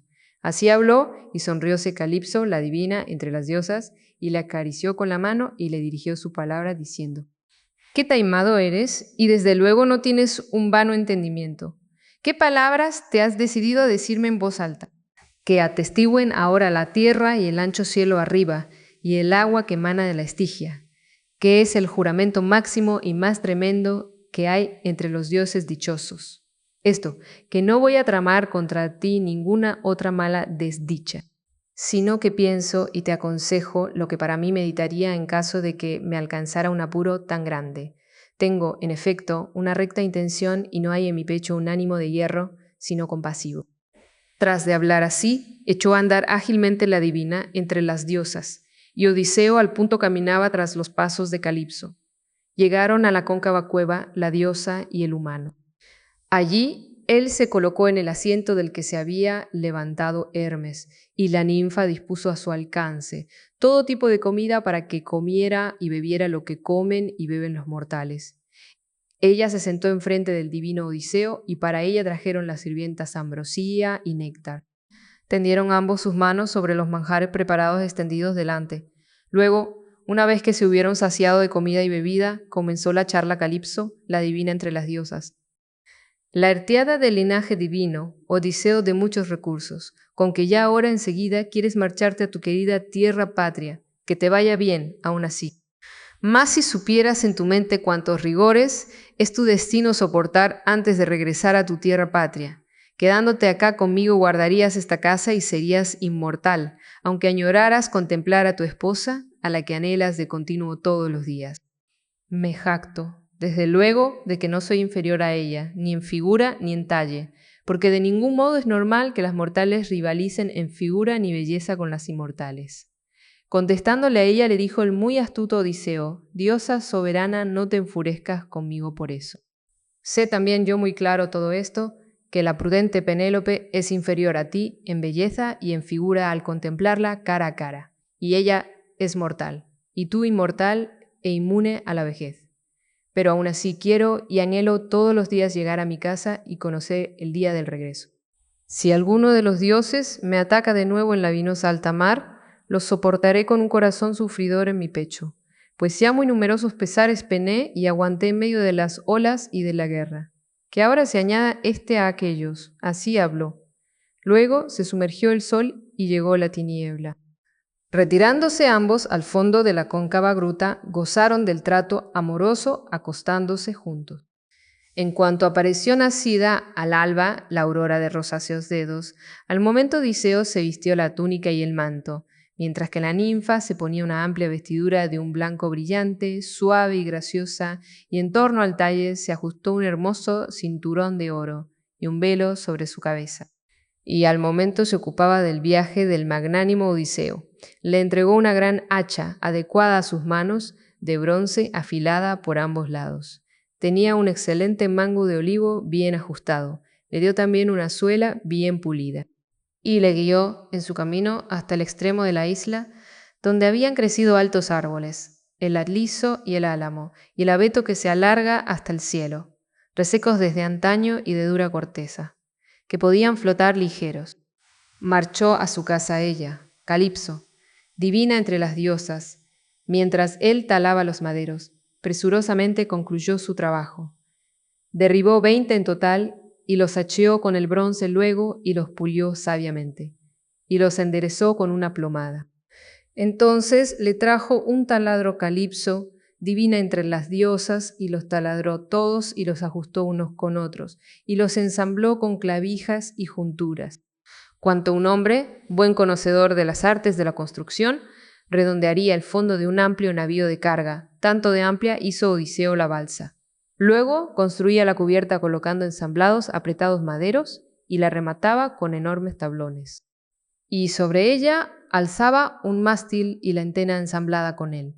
Y como es natural, construyó un timón para enderezar el rumbo y la protegió por los lados con mimbres entretejidos para que fueran una defensa contra el oleaje. Y encima extendió mucha madera.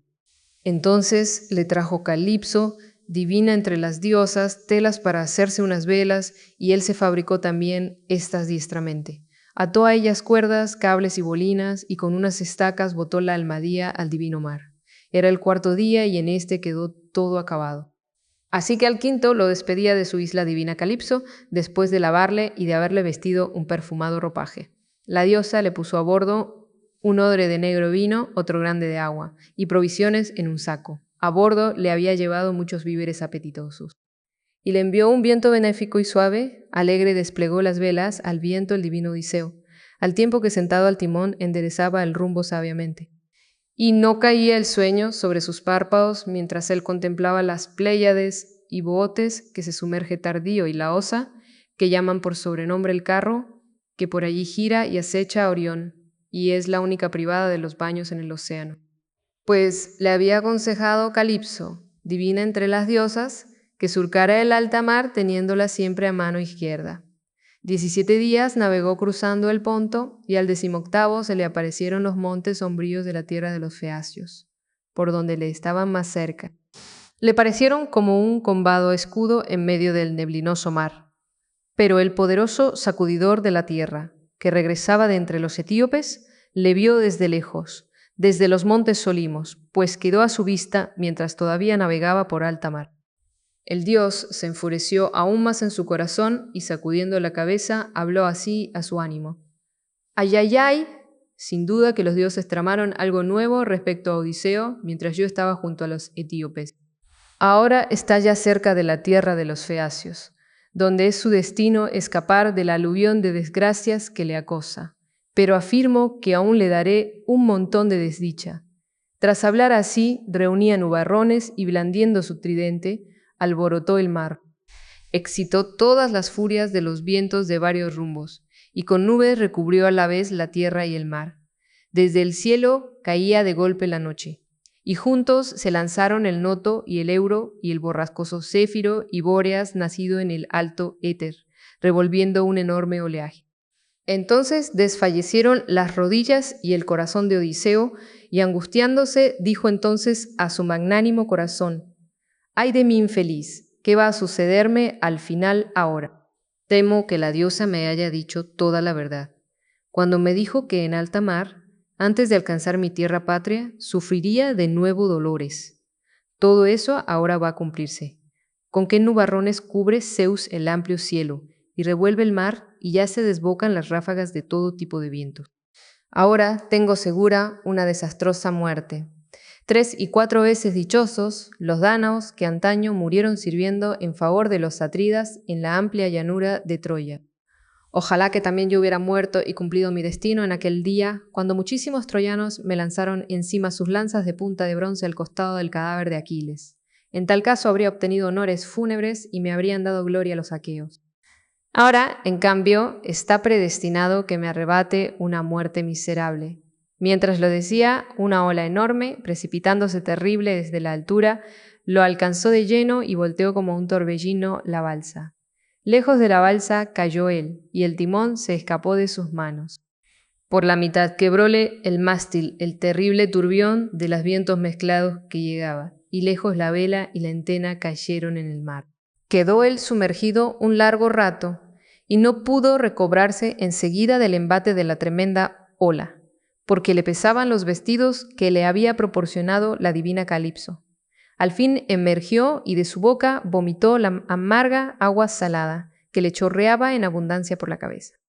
Pero ni por esas abandonó la balsa, aunque estaba agotado, sino que lanzándose a través de las olas, se agarró a ella y se echó en medio de la misma tratando de escapar al embate de la muerte.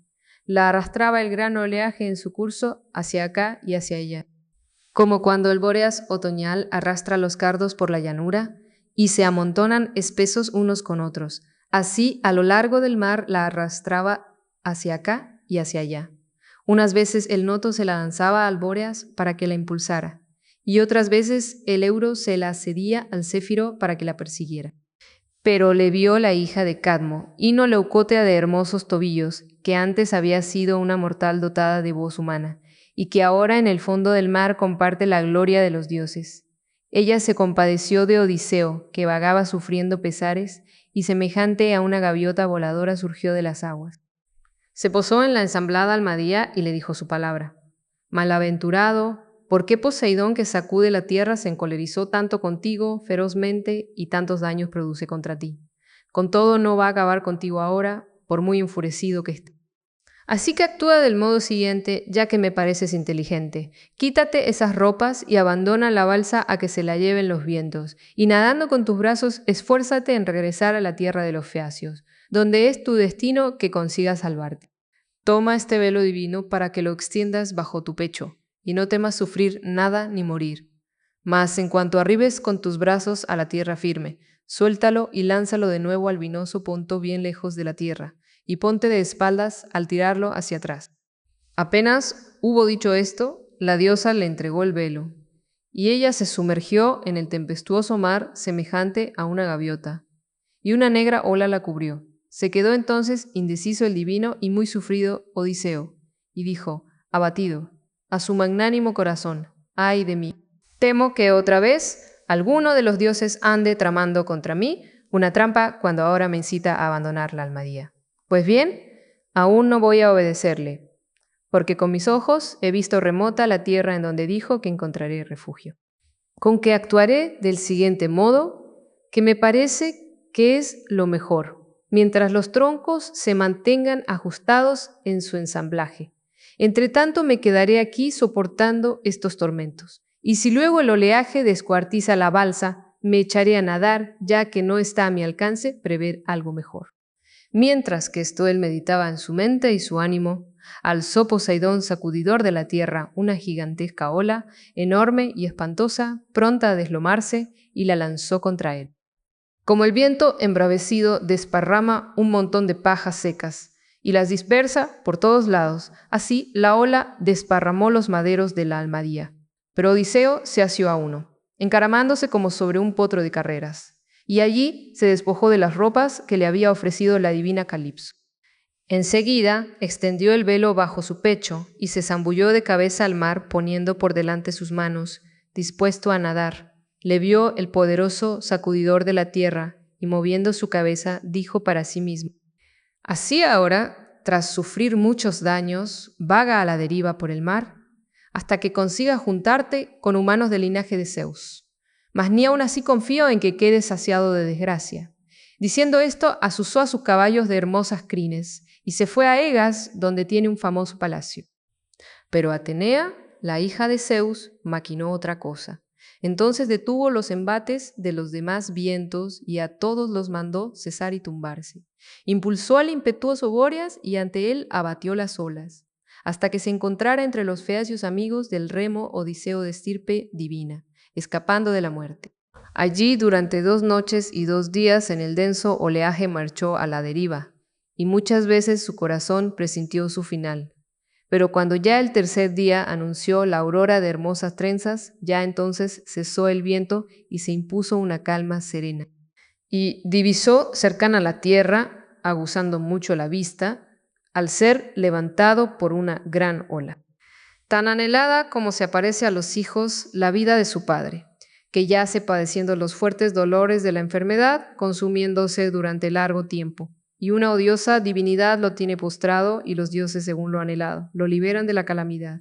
Así de deseada apareció ante Odiseo, tierra y su bosque, y se puso a nadar apresurándose para arribar con sus pies a la tierra firme. Pero cuando distaba tan solo tanto, como se alcanza gritando, entonces escuchó el estrépito del mar sobre los escollos costeros. Rugía tremendo el oleaje al chocar contra la tierra firme, y todo el litoral estaba cubierto por la espuma del mar, pues no había allí puertos, refugios de naves, ni ensenadas, sino costas abruptas, escollos y rocas. Así que entonces desfallecieron las rodillas y el corazón de Odiseo, y afligiéndose dijo a su magnánimo corazón: ¡Ay de mí! Una vez que Zeus me ha concedido contemplar esta tierra más allá de mi esperanza, y que ya he logrado atravesar este abismo, no se ve un punto de arribada para salir del espumoso mar. En la costa hay acantilados a pico, y en torno a ellos resuena estrepitoso el oleaje, y se alza lisa la roca y el mar es profundo a su lado, y no es posible poner allí los pies y escapar a esta angustia. Y que no vaya a echarme de golpe al salir una fuerte ola violentamente contra un pétreo peñasco y sea lamentable mi intento. Pero si sigo nadando aún más allá, por si acaso puedo encontrar playas batidas al sesgo por las olas en un puerto marino, temo que me arrebate de nuevo la tempestad y me arrastre hacia el alta mar poblada de peces en medio de pesados gemidos, o que envíe contra mí un dios, un gran monstruo marino, desde lo profundo del mar, de los muchos que cría la ilustre Anfitrite. Pues sé cuán enfurecido contra mí está el glorioso sacudidor de la tierra. Mientras él estas cosas meditaba en su mente y su ánimo, entretanto una gran ola lo llevaba contra la áspera costa. Allí se habría desgarrado la piel y quebrado los huesos, si la diosa Atenea de glauca mirada no le hubiera inspirado en su mente. Con las 2 manos asióse presuroso a la roca y se mantuvo en ella gimiendo, hasta que la gran ola hubo pasado. Y así la evitó, pero luego al refluir de nuevo le golpeó y lo lanzó lejos hacia alta mar, como cuando al sacar a un pulpo de su escondrijo se quedan pegados a sus tentáculos incontables guijarros. Así en la roca quedaron prendidos jirones de piel de sus manos fornidas, mientras que a él lo cubrió una ola enorme. Y allí habría perecido desdichado por encima de su destino Odiseo, si no le hubiera infundido perseverancia Atenea de glauca mirada, emergiendo de las olas que rompían rugiendo en las rocas, nadaba más allá observando la costa, por si acaso en algún punto encontraba playas cegadas por las olas. Un puerto marino. Mas cuando llegó nadando junto a la desembocadura de un río de hermosa corriente, aquel le pareció ya un excelente terreno, despejado de rocas, y al abrigo de los vientos. Advirtió que el río allí afluía y le suplicó en su ánimo: escúchame, soberano, quien quiera que seas. Acudo ante ti con 1000 súplicas, huyendo de las amenazas de Poseidón desde el mar. Incluso para los dioses inmortales es digno de respeto cualquier hombre que se presenta errabundo. Como yo ahora llego suplicante ante ti y tus rodillas, tras muchos padecimientos. Así que apiádate, Señor, que yo me proclamo suplicante tuyo. Así dijo, y el río suavizó al momento su curso y contuvo su oleaje. Ante él se hizo la calma y se puso a salvo en las orillas del río. Odiseo entonces relajó ambas rodillas y sus robustos brazos, pues su ánimo estaba abatido por el mar. Toda su piel estaba hinchada y el agua marina incontable resbalaba por su boca y su nariz. Sin resuello y sin voz cayó tendido y exánime. Un espantoso cansancio le acometía. Pero apenas alentó de nuevo y se recobró el ánimo en su interior, al instante se desanudó el velo de la diosa y lo arrojó en el río que al mar desembocaba. Y de pronto una gran ola lo arrastró en su curso y muy pronto lo recogió Ino en sus manos. Apartóse él del río, tumbóse junto a unos juncos y besó la fértil tierra. Luego, afligido, dijo a su magnánimo corazón: «¡Ay de mí! ¿Qué sufriré? ¿Qué me sucederá para acabar? Si velo junto al río en la noche de pesadilla, temo que a un tiempo la dañina escarcha y el sutil rocío acaben con mi ánimo exhausto por el agotamiento. Una brisa helada sopla desde el río por la ribera. Pero si subo a la colina por el sombrío bosque y me echo a dormir entre los espesos matorrales, si es que me dejan el frío y la fatiga, temo ser pasto y presa de las fieras». Después de pensarlo, le pareció que esto era lo mejor, y echó a andar hacia el bosque. Lo encontró cerca de la playa en un altozano. Se deslizó bajo 2 arbustos que habían crecido de un mismo suelo. Uno era un acebuche, el otro un olivo. No los atravesaba la húmeda brisa de los vientos que soplaban, ni nunca el sol brillante los hendía con sus rayos, ni la lluvia los empapaba del todo. Tan densamente enlazados entre sí crecían. Bajo ellos se resguardó Odiseo, y enseguida se preparó con sus manos un mullido lecho.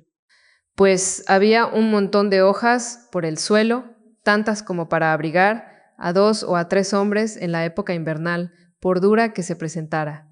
Y al verlo se regocijó el muy sufrido divino Odiseo, y se acostó allí en medio y se tapó con un montón de hojarasca.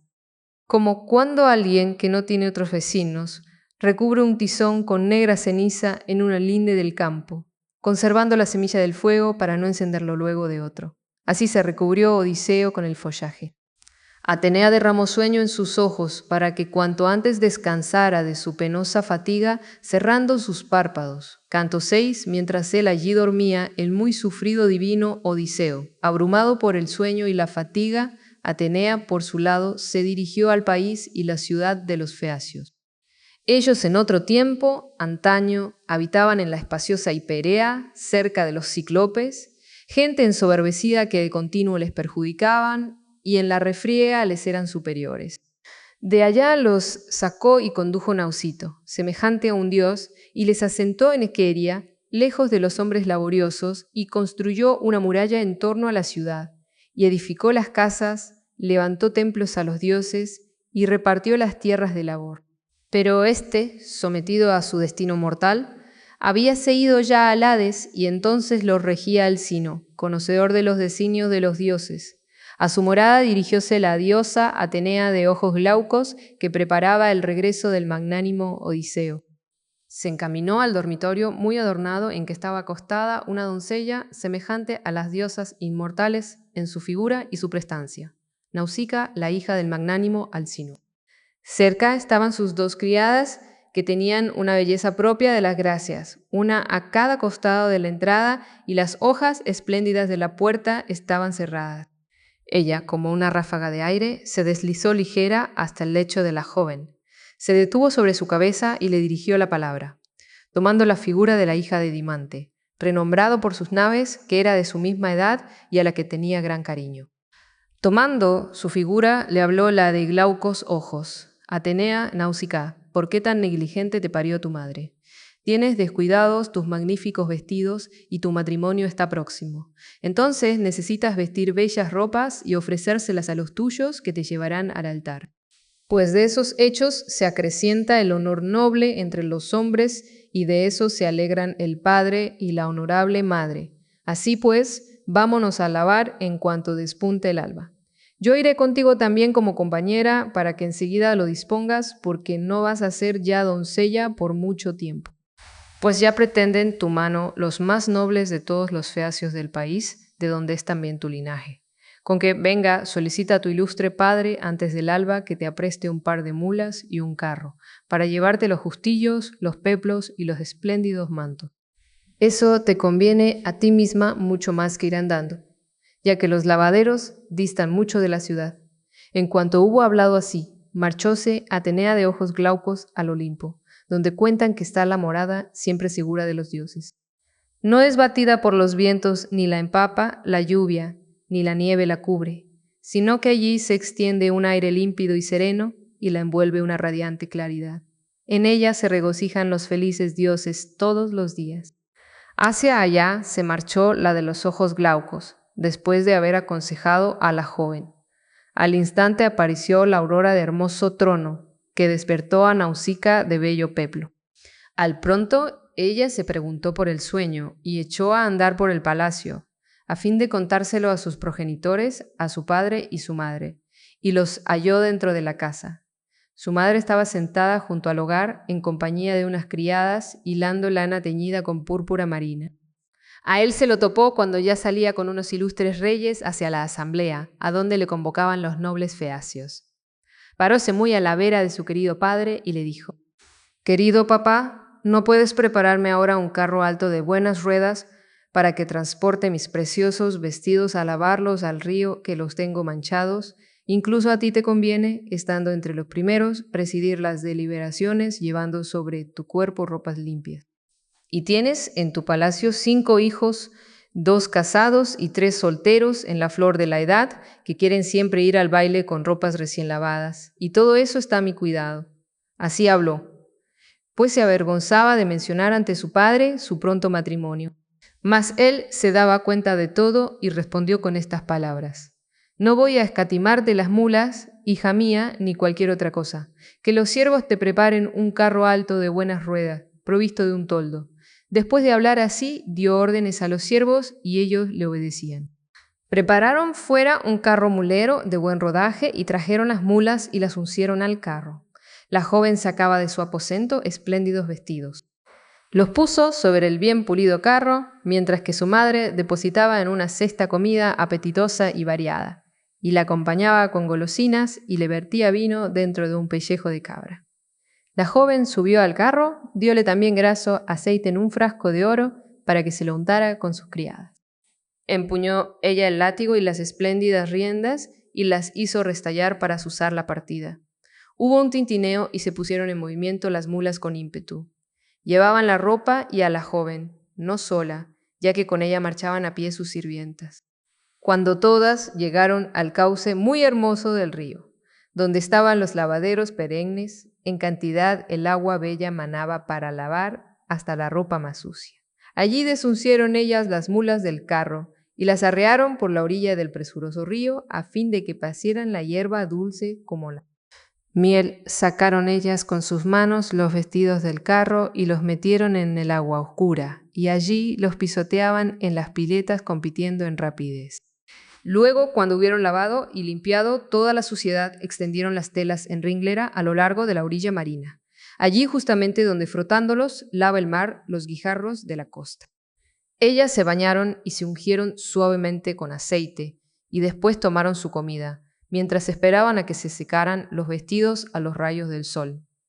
Cuando ya se hubieron saciado de alimento las siervas y la princesa, entonces se pusieron a jugar a la pelota, dejando a un lado sus velos. Entre ellas, Nausicaa de blancos brazos dirigía el cántico. Cual avanza la flechera Artemis a través de los montes, o por el muy alto Taigeto, o por el enmanto, deleitándose con sus cabras y las ciervas veloces, y a su lado las ninfas agrestes, hijas de Zeus, portador de la égida, juegan, mientras se alegra en su ánimo Leto, y sobre todas ella destaca en la cabeza y la frente, y resulta fácil de distinguir, aun siendo todas hermosas. Así, entre sus sirvientas resaltaba la joven doncella. Mas, cuando ya iba a volverse de nuevo a su casa, tras uncir las mulas y doblar los hermosos vestidos, entonces de nuevo otro plan decidió la diosa de los glaucos ojos, Atenea, a fin de que Odiseo despertara y viera a la joven de hermosa mirada, que le conduciría a la ciudad de los feacios. Entonces arrojó la pelota a una criada a la princesa, pero no acertó a la sirvienta, y la hundió en un hondo remolino. Las otras dieron un fuerte chillido, y se despertó el divino Odiseo, y sentándose deliberaba en su mente y su ánimo: «Ay de mí, a la tierra de qué hombres ahora he llegado. ¿Serán acaso soberbios y salvajes e ignorantes de lo justo o amantes de la hospitalidad y con un entendimiento piadoso? Hasta mí ha llegado un griterío femenino de jóvenes muchachas, tal vez de ninfas que habitan las escarpadas cumbres de las montañas y las fuentes de los ríos y los prados herbosos. Tal vez estoy cerca de humanos dotados de palabra, pero ea, yo mismo iré a probarlo y verlo. Diciendo esto, deslizóse fuera del matorral el divino Odiseo y del espeso follaje quebró con su fornida mano una rama con hojas para cubrirse ante su cuerpo sus vergüenzas de varón. Echó a andar como un león montaraz confiado en su fuerza, que camina azotado por la lluvia y el viento, pero sus ojos flamean. Al momento ataca a las vacas o a las ovejas o se abalanza tras las ciervas monteses, y el hambre le incita a asaltar los ganados y a penetrar en la casta murada. Así, Odiseo iba a acercarse a las muchachas de hermosas trenzas, aún estando desnudo, pues le obligaba la necesidad. Terrible apareció ante ellas, desfigurado por el salitre. Escaparon cada una por un lado hacia las costas recortadas. Sola aguardaba la hija de Alcino, pues a ella le infundió valor en su interior y le arrebató el temor en sus miembros Atenea. Quedóse erguida ante él. Y Odiseo vaciló en si suplicaría a la joven de bellos ojos abrazándose a sus rodillas, o si acaso a distancia la suplicaría con palabras, a ver si podía indicarle una ciudad y darle ropas. Así entonces le pareció que era mejor suplicar a distancia y con dulces palabras, por temor a que, si abrazaba sus rodillas, se irritara la joven en su corazón. Al momento le habló con amable y provechoso parlamento. Te suplico de rodillas, soberana. ¿Eres acaso una diosa o una mortal? Si acaso eres una diosa de las que dominan el anchuroso cielo.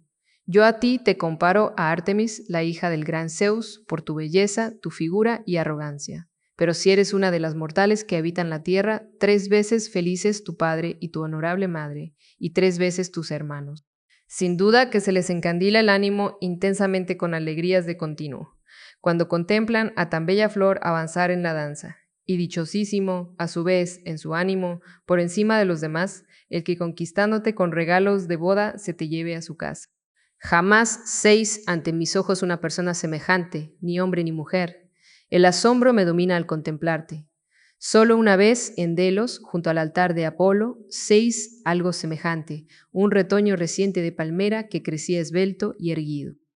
Pues una vez llegué allí y me seguía numerosa tropa en mi viaje en el que iban a sucederme muchos pesares. Así entonces, al verlo me quedé asombrado en mi corazón durante largo rato, puesto que nunca brotó de la tierra un tronco semejante. Así a ti, mujer, te admiro y estoy asombrado, y siento un tremendo temor a agarrarme a tus rodillas, pero me apremia un urgente apuro. Ayer, al 20º día, escapé del vinoso Ponto.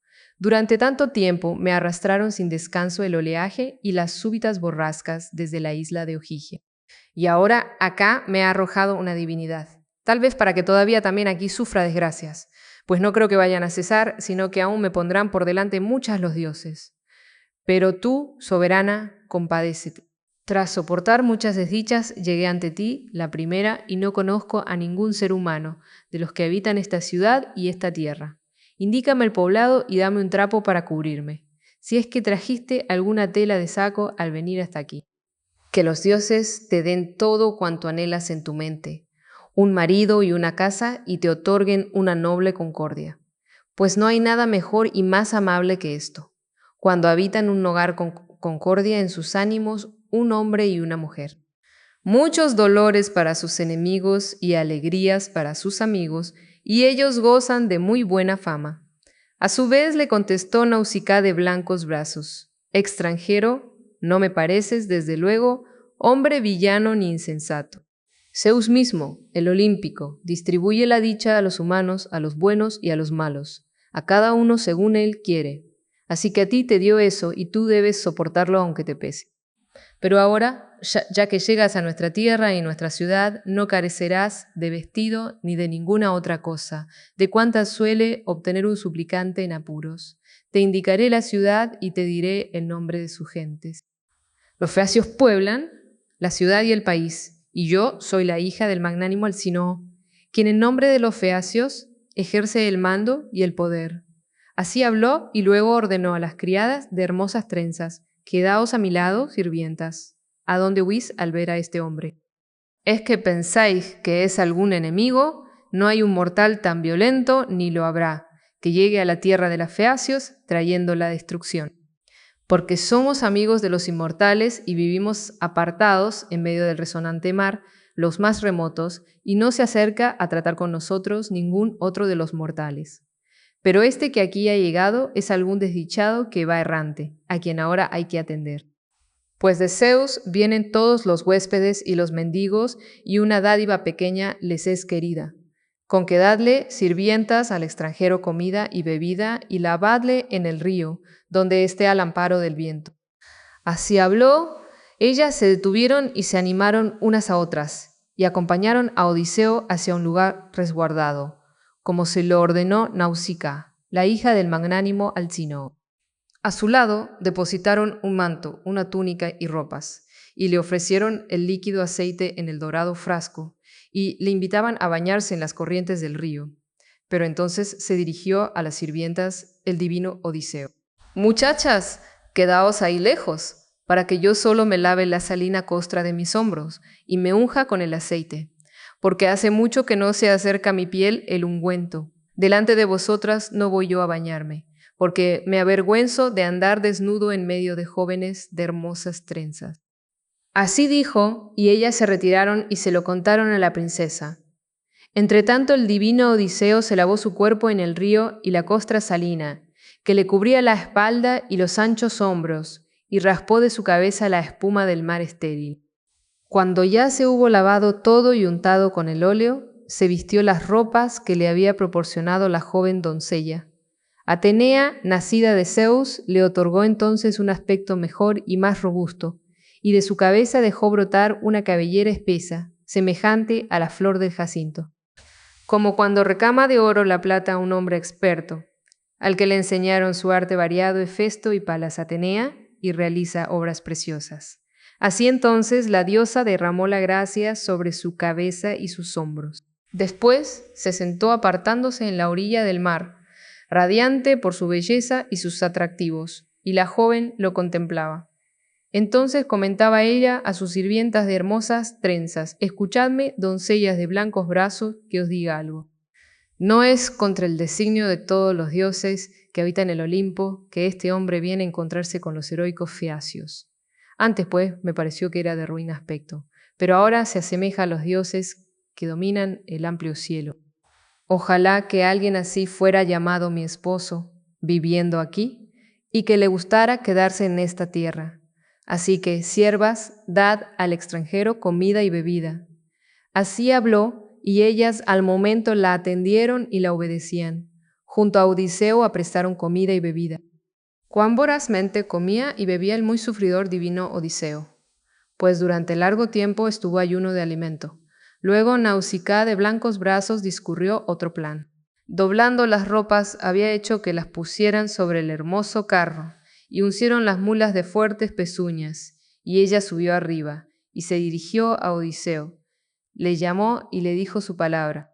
Levántate ahora, extranjero, para ir a la ciudad, a fin de que te escolte hacia la casa de mi prudente padre, donde te aseguro que conocerás a los más nobles de todos los feacios. Así que haz según te diga ese trecho, ya que me parece que eres inteligente.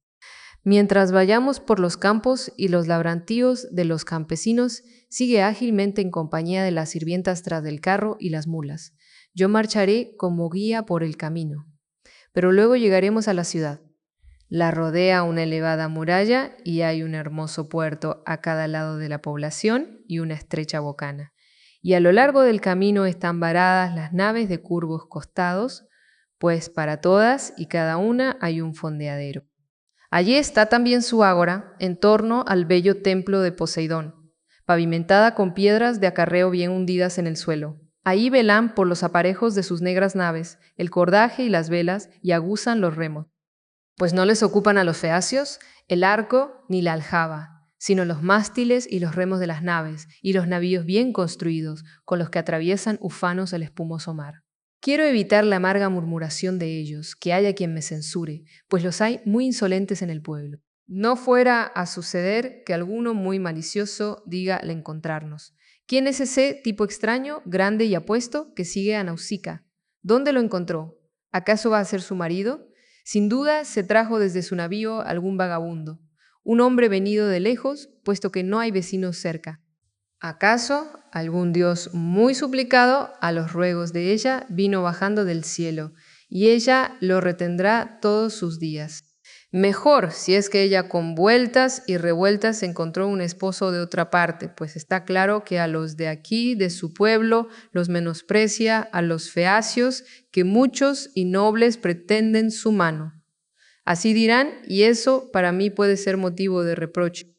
Además, yo también regañaría a otra que hiciera tales cosas, que contra la voluntad de los suyos, teniendo padre y madre, se juntan con hombres sin acudir antes a un matrimonio en público.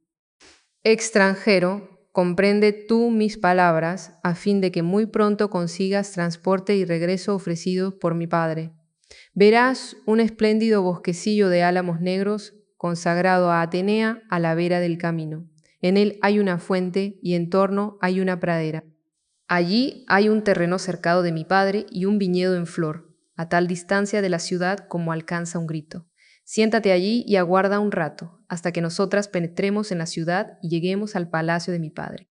Luego, cuando ya calcules que estamos dentro de la casa, ve entonces a la ciudad de los feacios y pregunta por el palacio de mi padre, el magnánimo Alcinoo. Es muy fácil de reconocer y hasta un niño pequeño puede guiarte, pues no hay ningún otro palacio de los feacios comparable a él, tan espléndida es la casa del héroe Alcinoo. Mas cuando te hayan acogido sus muros y el patio, atraviesa muy pronto el atrio hasta llegar junto a mi madre. Ella está sentada junto al hogar, al resplandor del fuego, hilando copos de lana teñida en púrpura marina, una maravilla de ver reclinada junto a una columna, y las esclavas están sentadas detrás de ella. Allá está apoyado el trono de mi padre a su lado. Sentado en él, bebe su vino como un inmortal.